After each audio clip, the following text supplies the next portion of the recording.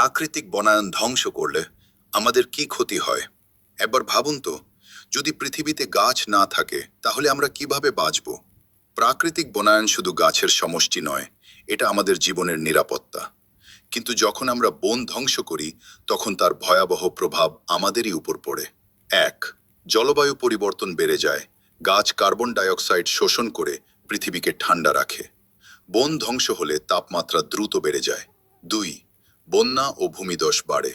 গাছের শিকড় মাটি ধরে রাখে। বন না থাকলে অল্প বৃষ্টিতেই বন্যা ও ভূমিধস হতে পারে।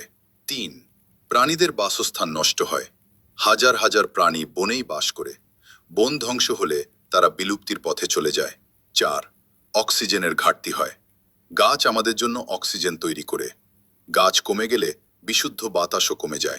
পাঁচ, মানুষের জীবন ও জীবিকা হুমকিতে পড়ে। বন থেকে অনেক মানুষ খাবার, ওষুধ ও জীবিকার উৎস পায়। বন ধ্বংস হলে তাদের জীবনও বিপদের মুখে পড়ে।